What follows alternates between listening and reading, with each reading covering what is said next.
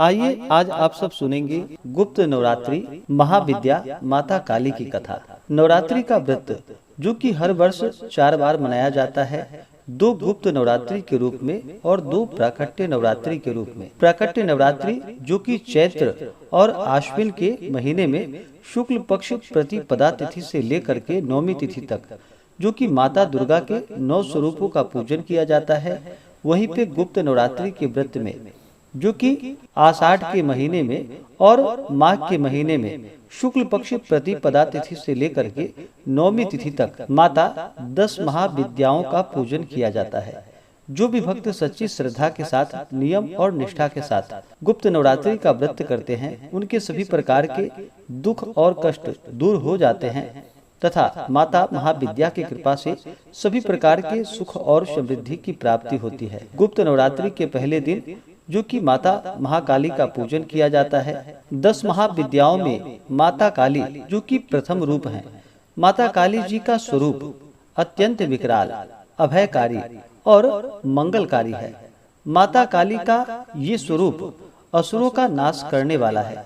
यदि कोई व्यक्ति गुप्त नवरात्रि के दौरान माता काली की पूजा करते हैं तो उनके ऊपर सामने आई आसुरी शक्तियों का कोई असर नहीं होता। माता काली की पूजा करने वाले व्यक्तियों को रूप, यश, जय की प्राप्ति होती है। समस्त सांसारिक बाधाएं खत्म हो जाती है। माता काली ने चंड मुंड का संहार किया था, इसलिए इन्हें चामुंडा के नाम से भी जाना जाता है। माता काली अपने गले में मुंडमाला धारण करती हैं। उनके एक हाथ में खड्ग, दूसरे हाथ में त्रिशूल और तीसरे हाथ में कटा हुआ सिर होता है। माता दुर्गा ने रक्तबीज नाम के असुर का वध करने के लिए काली का अवतार धारण किया था। 10 महाविद्याओं में माँ काली प्रथम देवी हैं। गुप्त नवरात्रि में प्रथम दिन माँ काली की आराधना की जाती है। जो लोग तंत्र शक्तियाँ प्राप्त करना चाहते हैं, उन्हें गुप्त नवरात्रि के पहले दिन विशेष रूप से माता काली की पूजा करनी चाहिए। इसके अलावा माता काली की आराधना करने से सभी प्रकार की तंत्र बाधाओं से छुटकारा प्राप्त होता है। जो लोग अपने शत्रुओं से बहुत परेशान होते हैं और उन्हें गुप्त नवरात्रि में माता काली की आराधना अवश्य ही करनी चाहिए।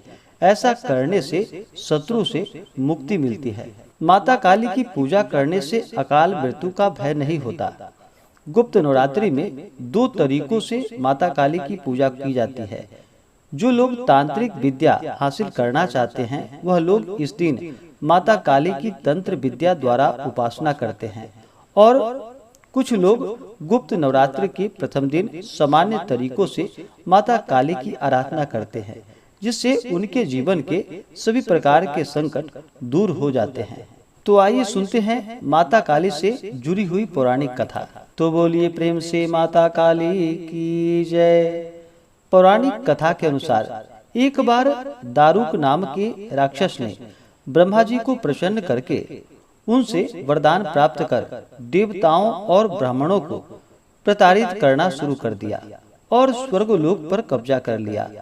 जिसके बाद सभी देवता भगवान विष्णु और ब्रह्मा जी के पास गए। ब्रह्मा जी ने सभी देवताओं को बताया कि इस दुष्ट का संहार एक स्त्री ही कर सकती है। जिसके बाद सभी देवता भगवान शिव के पास गए और उन्होंने भगवान शिव को सभी बात बतलाई। जिसके बाद भगवान शिव ने माता पार्वती की ओर देखा। माता पार्वती इस पर मुस्कुराई और अपना एक अंश भगवान शिव में प्रवाहित कर दिया। जिसके बाद भगवान शिव के कंठ से उस अंश ने अपना आकार धारण किया। जिसके बाद भगवान शिव ने अपना तीसरा नेत्र खोल दिया।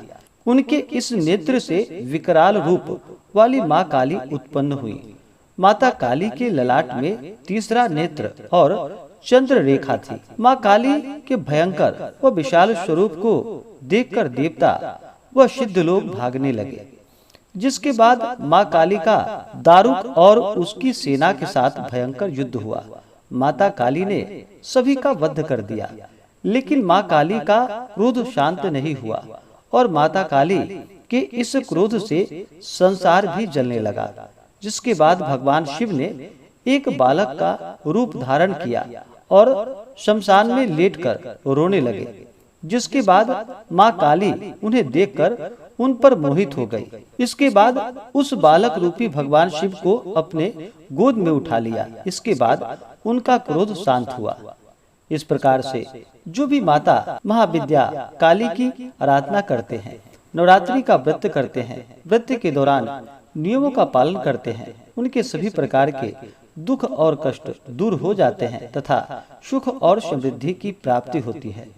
नवरात्रि के दौरान माता का पूरे विधि विधान के साथ पूजन करना चाहिए। इस दौरान जो कि श्री दुर्गा सप्तशती का पाठ या श्रवण करना चाहिए, दुर्गा कवच, दुर्गा चालीसा आदि का पाठ या श्रवण करनी चाहिए। व्रत के दौरान शुद्ध और सात्विकता का पालन करना चाहिए। जो भी व्रती हो उन्हें व्रत के दौरान किसी के ऊपर क्रोध नहीं करनी चाहिए। अपने मन में किसी के प्रति ईर्षा या द्वेष का भाव नहीं लाना चाहिए। ब्रह्मचर्य का पालन करना चाहिए। तामसिक वस्तुओं का प्रयोग बिल्कुल भी नहीं करना चाहिए और पूर्ण श्रद्धा भक्ति भाव के साथ पूरे विधि विधान के साथ माता का पूजन करना चाहिए। इससे माता अपने भक्तों पर प्रसन्न हो करके अपने भक्तों के सभी प्रकार के दुख और कष्टों को दूर कर देती हैं तथा सुख और समृद्धि का आशीर्वाद प्रदान करती हैं। माता काली की पूजा के लिए गुप्त नवरात्रि के पहले दिन, जो कि सुबह ब्रह्म मुहूर्त में उठ करके नित्य क्रियाओं से निवृत्त हो करके गंगा नदी में या घर के नहाने के पानी में थोड़ा सा गंगा जल मिलाकर के स्नान करना चाहिए। शुद्ध वस्त्र धारण करके कलश स्थापित करके घट स्थापन करके माता की प्रतिमा को स्थापित करके पूरे विधि विधान के साथ इनका पूजन करना चाहिए। माता को जो कि लाल रंग की रोली का टीका अवश्य ही लगानी चाहिए। माता को पुष्पों की माला, पुष्प, फल, मिठाई, नैवेद्य आदि का भोग लगाना चाहिए। इस दौरान जो कि अखंड ज्योति प्रज्वलित करनी चाहिए। श्री दुर्गा सप्तशती का पाठ करना चाहिए या श्रवण करना चाहिए। दुर्गा कवच आदि का पाठ या श्रवण करना चाहिए। दुर्गा चालीसा आदि का पाठ या श्रवण करना चाहिए और कथा सुनने के बाद फिर माता की जो कि कपूर से आरती करनी चाहिए। इसके बाद प्रसाद आदि ग्रहण करनी चाहिए और जो भी पूजन में गलतियां हुई हो उसके लिए माता से क्षमा याचना मांग लेनी चाहिए। इससे माता अपने भक्तों पर अति प्रसन्न होती हैं और अपना कृपा प्रदान करती है। तो आशा करता हूँ कि यह जानकारी आपको अच्छा लगा हो। ऐसे ही ज्ञानवर्धक जानकारियाँ प्राप्त करते रहने के लिए चैनल पे अगर आप पहली बार आए हैं तो चैनल को लाल बटन दबा करके सब्सक्राइब करें, साथ में बेल आइकन घंटी को दबाएं ताकि आने वाली वीडियो का नोटिफिकेशन आपको समय से मिलता रहे। वीडियो को लाइक करें, शेयर करें।